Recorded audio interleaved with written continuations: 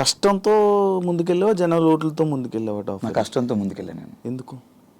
కష్టపడుతుంది కదా ముందుకెళ్తాం. మరి ఓట్లు పడక కాదా? ఓట్లు పడక కాదా? నా ఓట్లు పడలేదు కదా మరి. అంటే నేను నామినేట్ అయితే నేను 4 సార్లు నామినేట్ అయ్యాను, ఒకసారి 2 సార్లు చీఫ్ అయ్యాను. లక్ కూడా ఫ్యాక్టర్ చేసిందా? 100% లక్ ఫ్యాక్టర్ చేస్తుంది. నేనేమంటున్నానంటే శివ, నువ్వు కష్టపడుతూ వెళ్తున్నప్పుడు నీకు ఏదో టైంలో ఇలా వెళ్తున్నావు, జీవితంలో సాధిస్తాం లేదనుకున్నప్పుడు ఒక ఆపర్చునిటీ వచ్చింది. అది లక్క ఏమో తెలీదు, నువ్వు ఒకప్పుడు ట్రై చేసావు, బట్ సడన్ గా నీకు అది అవకాశం వచ్చింది, ఫోన్ వచ్చింది, సో ఏమంటే నీకు ఆపర్చునిటీ వచ్చిందని చెప్పేసి. నాకు తెలిసి బిగ్ బాస్ లక్ ఫ్యాక్టరీ కూడా నేను నమ్ముతాను అనుకోని. బిగ్ బాస్ లో జీవితంలో కూడా లక్ అనేది మనం నమ్మాలి సందర్భాల్లో. నాకు నమ్మాను. అంటే నేను ఒక్కసారి బయట జనాల్లోకి వెళ్ళాను, ఆ ఒక్కసారి కూడా హెల్మెట్ అయిపోయాను. అప్పుడు షీల్డ్ వల్ల, షీల్డ్ అనేది ఒక ప్రక్రియ, కంపల్సరీ షీల్డ్ ఎవరికొకరు రావాలి, అది వాళ్ళు వాడుకుంటారా ఇంకొకరికి ఇస్తారు అనేది వాళ్ళ ఇష్టం. అది ఆ టైంకి నాకు నబిల్ ఇచ్చాడు, ఐఎమ్ వెరీ థ్యాంక్ఫుల్. చాలాసార్లు చెప్పాను. దానివల్ల నేను అయ్యో జనాలు హెల్మెట్ అయిపోయాను కదా, నాకు షీల్డ్ వచ్చిందని ఇంకా కసి ఆడాను. ఆడుతూ మళ్ళీ మెగా చీఫ్ అయ్యాను. ఆడుతూ కంటెంటర్ అయ్యాను, ఫస్ట్ ఫైనలిస్ట్ అయిపోయాను. 15th వీక్లో అందరు నామినేషన్స్ ఉంటారు, అక్కడ నాకు ఓటు రాలేదు. అవును, లాస్ట్ సీజన్లో జరిగింది సేమ్ ఈ సీజన్లో కూడా నీకు ఒకటి జరిగింది. ఎవిక్షన్ షీల్డ్ కాదు, ఏది నిన్ను నీ ఎంటర్టైన్మెంట్ని జనాలు ఎంజాయ్ చేస్తున్నారు, కానీ అవినాష్కి ఓట్లు వేయట్లేదు. అదే అర్థం కాలే నాకు. కారణం ఏమనుకుంటున్నావు? ఏమైనా ఉందా? అంటే రోహిణి కూడా అదే అన్నది, ఒక స్టేట్మెంట్ బాగా చేసింది, మనము ఓన్లీ కామెడీ చేయడం వరకే పనికి వస్తాంరా, మనం విన్నర్లు అవ్వలేము, మనము ఇది అవ్వలేము. దానికి నువ్వు ఏమైనా ఇవ్వగలవా? అంటే నేను మరి ఈ సీజన్లో నేను టాస్క్లు ఆడాను, కామెడీ చేశాను, నా ఎమోషన్ చూపించాను, సిచ్యువేషన్ బట్టి వచ్చినప్పుడు ఎవ్రీథింగ్. టాస్క్లు ఆడకుండా నేను ఫైనలిస్ట్ అవ్వను కదా. నువ్వు మా టాస్క్ చూసినా కూడా ప్రతిదీ నువ్వు చూస్తూనే ఉంటావు, జనాలు కూడా చూస్తున్నాను. బట్ అదే నాకు అర్థం కావట్లేదు. టాస్క్లు ఆడాను, ఫన్ చేశాను, నేను చేశాను, మరి ఎందుకు గెలవలేదు అర్థం కావట్లేదు. ఎంటర్టైనర్ కప్పు రాదా? రావాలని కోరుకుంటున్నాను నేను. నాకు కూడా యాక్చువల్లీ నాకు సీజన్ 4లో క్వశ్చన్ వచ్చింది, నేను బయటకు వచ్చిన చాలా బాధ వేసింది. జనాలు ఎక్కడికి వెళ్ళినా ఇంత బాగా ఆడారు అంటున్నారు, జనాలు మళ్ళా నాకు ఓట్లు పడలేదు. మరి అంటే దీనికి ఏం సమాధానం చెప్తాం శివ? బాగా ఆడామని జనాలే అంటున్నారు, కానీ ఆ జనాలు ఓటేయకపోవడం వల్లే నేను బయటకు వచ్చాను, 5th పొజిషన్లో వచ్చాను. ఇప్పుడు సీజన్ కాపాడేమని కొంతమంది అంటున్నారు, మీరు వెళ్ళిందామని చూసామని కొంతమంది అంటున్నారు, మీ కామెడీ చాలా ప్యూర్గా ఉంటుంది, ఎలాంటి డబుల్ మీనింగ్ లేకుండా ఉంటుంది అన్నారు, టాస్క్లు బాగా ఆడే అంటున్నారు, కానీ నేను 5th పొజిషన్లో బయటకు వచ్చాను. తెలీదు దీనికి సమాధానం నేనేం చెప్పలేను, దీనికి ఎలాగో నాకు అర్థం కావట్లేదు. బట్ నాకేమనిపిస్తుందంటే ఒక షోకి సినిమా మనం థియేటర్కి వెళ్తాం శివ, అక్కడ సరదాగా నవ్వుకోవడానికి ఎంటర్టైన్మెంట్, సినిమా అనేది మొత్తం ఫుల్ ఒక 2.5 గంటల సినిమాలో ఎంజాయ్ చేస్తాం. కంటిన్యూగా సీరియస్గా ఉంటే సినిమా హిట్ అవ్వదు, దానిలో ఫన్గా ఉండాలి, ఎంటర్టైన్మెంట్ ఉండాలి. అలానే షోకి ఎంటర్టైన్మెంట్ కూడా అంతే అవసరం. కొన్ని సినిమాలు కామెడీ వల్లే అయినాయి, కొన్ని కోట్లు వచ్చినాయి, రికార్డ్స్ అవి అట్లా ఉండిపోయినాయి చరిత్రలో. కాబట్టి మేము అన్ని చేసాం, బట్ కామెడీ చేసాం, కానీ రావాలని కోరుకుంటున్నాను నేను కమెడియన్స్కి. ఒకవేళ కానీ నీకు ఎవిక్షన్ ఫ్రీ పాస్ కానీ రాకపోయి ఉంటే అప్పుడు రోహిణి మీరు ఎలిమినేటా? నేను ఎలిమినేట్ అయ్యాను ఎవిక్షన్, నాకు షీల్డ్ రాకపోతే గిట్ట, నాకు ఇవ్వకపోతే. ఫిక్సా? ఒక గెలకపోయి ఉంటుంటే అయిపోయాడు అనుకుంటున్నావు? అంటే నబీల్ ఆ రోజు నాకు ఎవిక్షన్ షీల్డ్ ఇవ్వకపోతే నేను. నబీల్ కాదు, నువ్వు ఎవిక్షన్ ఫ్రీ, అదే లైక్ టికెట్ టు ఫైనల్ తెలీదు అది, మరి అది తెలీదు, అది చెప్పలేను. మరి మేబీ అప్పుడు ఆ వారం నా గేమ్ చూసి, అదే చెప్తున్నాను, గేమ్ చూసి ఓట్లు వేస్తానారా జనాలు, లేకపోతే నామినేషన్స్ ఫస్ట్ టైం వచ్చాడు తెలియదు, ఇన్ని రోజులు ఓట్ బ్యాంక్ లే అని చెప్పేసి ఓటు తక్కువ పడి బయటకు వచ్చావన్నేమో, లేకపోతే గేమ్ ఆడి అంటే రోహిణి ఉండాలి కదా. మరి అవును, రోహిణి బాగా ఆడింది. ఆ రోజు రోహిణి మెగా చీఫ్ అయినప్పుడు అంత బయట అందరూ చాలా హ్యాపీ, ఒక వరల్డ్ కప్ లో చూసారంట. మరి ఆ వరల్డ్ కప్ చూసి అంత బాగా ఆడిన అమ్మాయి బయటకు వచ్చిందే అంతే, ఇంకా తెలియట్లేదు. ఈ ప్రశ్నకి సమాధానం ఎవరు చెప్తారు? మీరే చెప్పాలి. నేను ఎలా చెప్తాను, లోపల నాకు తెలియట్లేదు కదా, బయట అంటే జనాలు ఇది అంటారా? ఫ్యామిలీ వీక్లో మీకు ఇచ్చిన స్పెషల్ ట్రీట్మెంట్ ఇంకొకరికి ఎవరికి రాలేదు అనేది లోపల కూడా కొంతమంది అనుకుంటారు. దానికి ఏం చెప్తావు? ఏం చెప్తామంటే నా యానివర్సరీ కూడా లోపలనే, అంటే October 28 నా యానివర్సరీ, అది మిస్ అయిపోయింది, లోపల ఉండిపోయినా. నేను అందరు ఫ్యామిలీస్ వస్తుంటే బిగ్ బాస్, నా వైఫ్ వస్తే కొంచెం లోపలికి వచ్చిన లైట్స్ ఆఫ్ చేయండి బిగ్ బాస్, అది ఇవన్నీ కొంచెం ఫన్నీగా అడిగాను, సరదాగా ఫన్నీగా అడిగాను. అవి అవ్వదు బేసిక్గా. లైట్ లాపమన్నావా? లైట్లో మన బిగ్ బాస్ అంటే వైఫ్ ని మిస్సింగ్ అది ఇది అని చెప్పాను నేను. చాలా అవుతుంది కదా, 3rd యానివర్సరీ కూడా జరుపుకోలేదు బిగ్ బాస్, కొంచెం బాధ వేస్తుంది, ఈసారి బయట ఉంటే బయటికి వెళ్దాం అనుకున్నాను, చాలా గ్రాండ్గా అనుకున్నాను బిగ్ బాస్ అని ఇలా అనుకున్నాను. కానీ బిగ్ బాస్ కూడా కొంచెం ఎమోషన్స్ ఉంటాయి కదా, అంటే బిగ్ బాస్ కూడా మనం చూసి పాపం వీళ్ళన్నీ మిస్ చేసుకున్నారని చెప్పేసి మేబీ వాళ్ళు అలా సెట్ చేశారు. చాలా హ్యాపీగా ఉంది. నా లైఫ్లో ది బెస్ట్ మెమొరీ బిగ్ బాస్లో సెటప్ కానీ ఒక చాలా బాగా అనిపించింది. ఇది మీరు స్టార్ మాలో ఉండడం వల్ల మీకు అలాంటి స్పెషల్ ట్రీట్మెంట్లు వచ్చాయని మీకు కొంచెం ఫేవరిజం ఉన్నది. అట్లేం లేదు, మా ప్రేరణ కూడా వచ్చింది. ప్రేరణ కూడా బయట ఆమెకు మా ఒక రూమ్ లో పెట్టారు. ప్రేరణకు మొత్తం గార్డెన్ ఏరియా మొత్తం సెటప్ చేశారు. ప్రేరణకు మొత్తం బెలూన్స్ తోని ఆమె కూడా క్యాండిల్ లైట్ డిన్నర్ అలా ప్లాన్ చేశారు. తను కూడా ఉంది కదా ఒక కపుల్ అని చెప్పి, ఇంకెంతేనా? అంతే, కపుల్స్ ఉంటే చేస్తారు అట్లా. శ్రీముఖి మీ lucky friend. Yes, lucky friend అని చెప్పడం జరిగింది. ఎందుకు, ఇలాంటి రీజన్స్లో నీకు లక్ ఏర్పడింది? ఎలాంటి రీజన్స్ అంటే లక్ అంటే, నాకు శ్రీముఖ్తో నేను ఏ షో వర్క్ చేసినా మంచి హిట్. అంటే మా ఇద్దరు కాంబినేషన్లో మేము ఏ షో చేసినా, ఏదైనా ఈవెంట్ చేసినా, అండ్ నేను తనతో మాట్లాడినప్పుడు ఏదైనా డిసిషన్స్ తీసుకున్నప్పుడు శ్రీముఖి చెప్తే 100% వర్కౌట్ అయ్యేది నాకు. అది సినిమా పరంగా కానీ, అయినా షో పరంగా కానీ, అయినా బడ్జెట్ పరంగా కానీ. శ్రీముఖి ఇట్లా వచ్చింది, ఇట్లా ఏమన్నా ఏ డిసిషన్ తీసుకుంటే బెటర్ అంటే చెప్పేది, ఇది బాగుంటుందిరా, బాగుంటుంది. లైక్ శ్రీముఖి కానీ చేతు కానీ ఇది బాగుంటుందిరా అని చెప్పడం. అండ్ తనతో కలిసి నేను ఏ షో చేసినా కూడా మ్యాక్సిమం ఇద్దరం కలిసి చేసిన షోస్ అన్ని బ్లాక్ బస్టర్ హిట్. ఆ పరంగా నాకు కోస్టార్లో లక్కీ కోస్టారు, లక్కీ ఫ్రెండ్ అన్నట్టు నేను అంటే నేను అనుకుంటుంటాను. ఆ విధంగా నేను లక్ అని ఫీల్ అయ్యాను. మంచి టికెట్ ఫినాల్ కూడా తన చేతిలో ఉంది. నేను అసలు ఎక్స్పెక్ట్ చేయలేదు. అంటే మామూలుగా అనుకుంటున్నాం, నీకు ఫస్ట్ అగ్గరలే కదా రాగానే తను వదిలేసి అందరికి అగ్గిచ్చింది. ఏంటి చాలా ఎక్స్ట్రా చేస్తుంది అని చెప్పేసి అనుకున్నాను లోపల రాగానే. తర్వాత అందరూ అయిపోయిన తర్వాత వచ్చి అగ్గిచ్చింది. టెలికాస్ట్ నేను చూడలేదు, వెంటనే ఇంకా గెలిచా టికెట్ ఫినాల్. అంటే లైక్ చెప్పాను కదా, దాని ముందు 2 ఆడాను, 2 గెలిచాను. 2 టాప్ నేనే, ఫస్ట్ పొజిషన్. అండ్ దాని తర్వాత తను వచ్చింది, తను 2 పెట్టింది. 2లో ఒక దాంట్లో సెకండ్ పొజిషన్ వచ్చాను. అండ్ ఇంకో దాంట్లో లాస్ట్ సెకండ్ వన్ ఫినాలే గెలిచేసాను, టికెట్ ఫినాలే.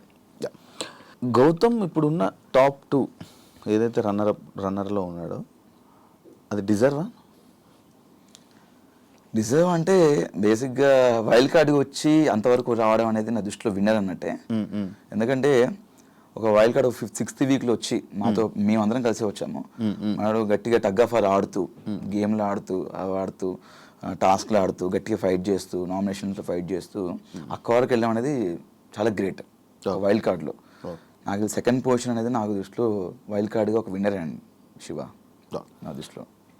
రామ్ చరణ్ గారు నీ ఎక్స్పీరియన్స్ ఏంటి బ్రో? అది సూపర్ ఎక్స్పీరియన్స్ యాక్చువల్లీ.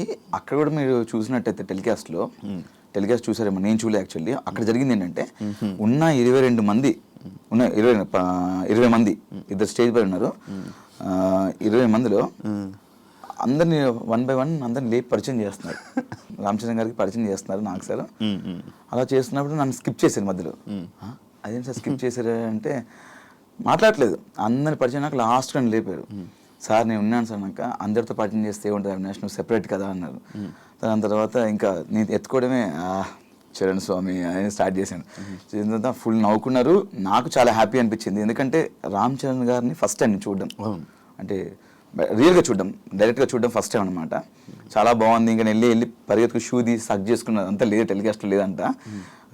చాలా బాగా చెప్పారు ఆయన, చూస్తాము మా అమ్మగారు చెప్తుంటారు, రెగ్యులర్గా చూస్తుంటారు, మీకు కామెడీ చాలా బాగా చేస్తామని చెప్పారు స్టేజ్ పైన. ఆ టెలికాస్ట్లో ఉందో లేదో నాకు తెలియదు, బట్ చాలా మంచిగా అనిపించింది. ఎందుకంటే సీజన్ 4కి చిరంజీవి గారు రావడం, అండ్ నేను సీజన్ 8లో మళ్ళీ ఉండడం, ఇక్కడ దీనికి రామ్ చరణ్ గారు రావడం చాలా హ్యాపీగా ఉంది. నేను ఇంకొకటి ఈ సీజన్ గురించి విన్నది ఏంటంటే, ఫస్ట్ సీజన్ ఎటువంటి సింపతి లేకుండా, ఎటువంటి ఏమీ లేకుండా నడిచిన సీజన్ అని చెప్పాను. నన్ను యాక్సెప్ట్ చేస్తావు బ్రో నువ్వు? యాక్సెప్ట్ అంటే యాక్చువల్లీ నేను సీజన్ 1 చూడలేదు. చూడలేదు, మధ్య మధ్యలో కొన్ని బిట్లు చూసాను. జెన్యున్ ఒప్పుకుంటాను భయ్య, మేము చూస్తామని చెప్తే లేకపోతే చూడలేను. దానికి చూడలేదు కాబట్టి సమాధానం చెప్పలేను. ఇప్పుడు దాకా జరిగిన ప్రతి సీజన్ విన్నింగ్ వెనక ఏదో ఒక సింపతి కానీ లేకపోతే ఏదో ఒక సిచ్యువేషన్ వస్తుంది, సింపతి అనే పాయింట్ కానీ లేకపోతే అలాంటి సందర్భం ఈ సీజన్లో రాలేదు, ప్లెయిన్గా వెళ్ళి ఇలా కప్పు కొట్టారు అని చెప్పి ఉంది. దానికి ఏమంటావు? అంటే లోపల ఏమైనా సింపతి డ్రామా కానీ లేకపోతే అలాంటివి ఏమైనా జరిగాయా అని? అంటే మనడు ఫస్ట్ నుంచి నిఖిల్ ఎమోషనల్గా ఏదో ఎమోషనల్ లో ఉన్నా అని చెప్పేసి ఫస్ట్ నుంచి ఉన్నాడు. నేను కూడా బయట చూసినప్పుడు ఏంటి వీడు బాగా ఆడతాడు కదా, కొంచెం డల్ ఉన్నా అని చెప్పి లోపలికి వెళ్ళి చెప్పా, అరే ఏంట్రా 3-4 వారాలు నువ్వేం అంత ఏం లేదు ఇంకా సరిగా ఆడలేదంటే, లేదురా నేను యాక్చువల్లీ నేను ఇట్లే ఉంటారా నేను అన్నాడు. తర్వాత కొంచెం లోగా ఫీల్ అవుతున్నానని చెప్పేసి ఫీల్ అయిపోయిన తర్వాత మధ్యలో బయట నుంచి కంటెస్టెంట్స్ వచ్చి నామినేషన్ చేసిన తర్వాత కెమెరాకి వెళ్ళి, జనాలు నాకు ఓట్లు వేయకండి, నన్ను ఎలిమినేట్ చేసేయండి, నేను గేమ్ ఆడను, వెళ్ళిపోతాను నేను అని చెప్పి చెప్పుకున్నాడు. దాని తర్వాత ఏమైనా తెలియదు, సడన్గా వెళ్ళి మళ్ళీ కెమెరాకి లేదు నేను ఆడతాను, నాకు ఓట్లు వేయండి అని మళ్ళీ చెప్పుకున్నాడు.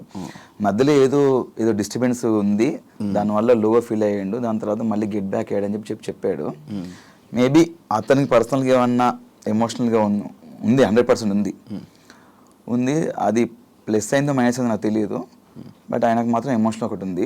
నిఖిల్ బయట నుంచి పరిచయం కదా నీకు? బయట పరిచయం షోస్ వరకే, బయట ఒకసారి కలిసాం అనమాట అంతే. జెన్యున్గా ఉన్నాడా లోపల? ఏమైనా తేడా కనిపించిందా?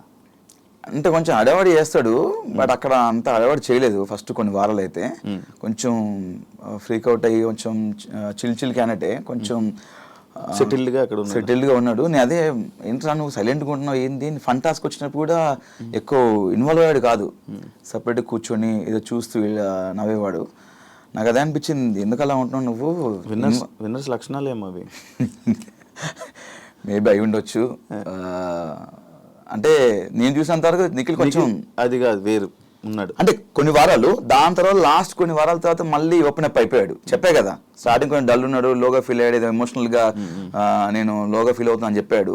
దాంతో నేను వాడు అట్లా ఫీల్ అయినప్పుడు కూడా నేను వెళ్ళి చెప్పాను, అలా ఉండకరా, తినకుండా పడుకోవడం జరిగింది ఒక 2 సార్లు. నేను వెళ్ళి తిన్నురా, నీ పక్క తీసుకొస్తా కావంటే ఫుడ్ అని 3 o'clock 4 o'clock అలా ఉన్నవాడు. దాని తర్వాత ఈ ఫ్యామిలీ వీక్ ఏదైతే ఉందో బయట నుంచి కొంతమంది సెలబ్రిటీస్ రావడంతో దాని తర్వాత మారిపోయాడు మొత్తం మళ్ళీ. ఒకటి ఉంది బ్రో, కన్నడ తెలుగు. కన్నడ తెలుగు కన్నడ తెలుగు ఈ డిఫరెన్సెస్ లోపల ఏమైనా కనిపించాయా? నాకైతే ఏం కనిపించలేదు.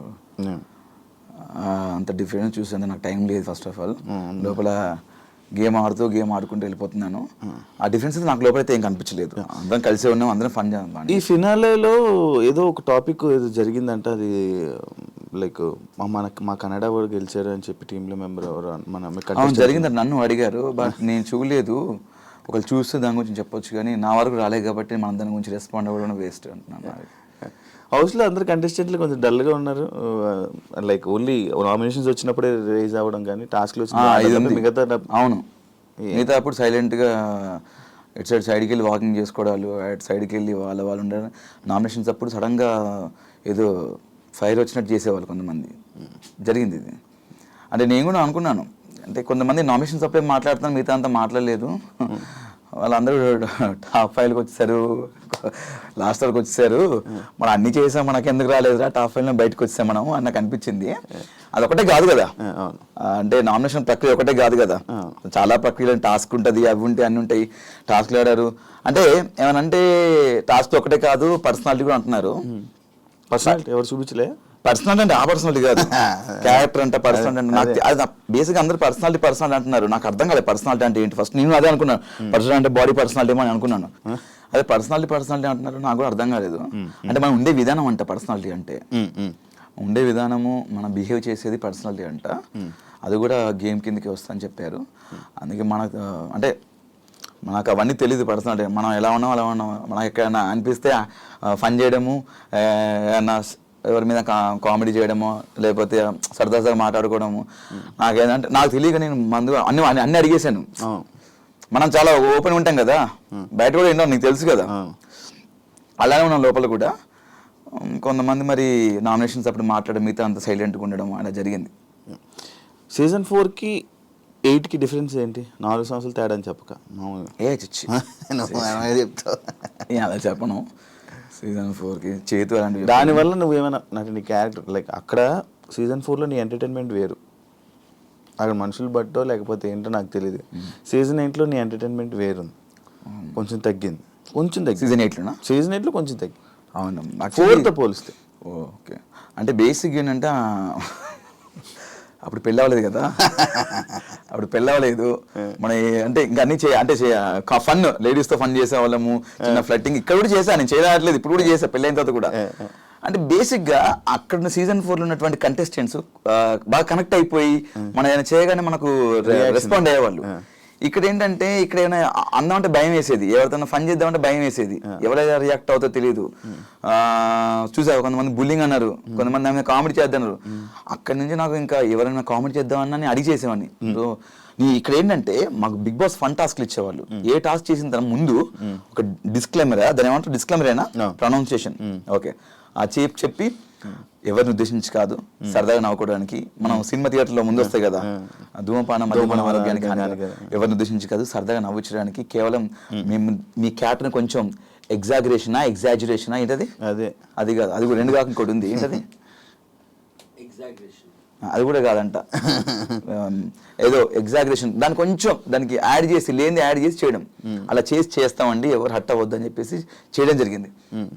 అయినా కూడా అట్టారు కొంతమంది, అట్లా చెప్పినా కూడా. కొంతమంది తీసుకున్నప్పుడు మనం కొన్ని చేద్దాం అనుకుంటాం, ఈ సిచ్యువేషన్లో ఇది వచ్చినప్పుడు ఏదైనా పంచ్ చేద్దాం అనుకుంటాం, ఏదైనా ఫన్ చేద్దాం అనుకుంటాం. కొంతమంది తీసుకున్నప్పుడు అక్కడ తగ్గింది అలాంటి ప్లేసెస్.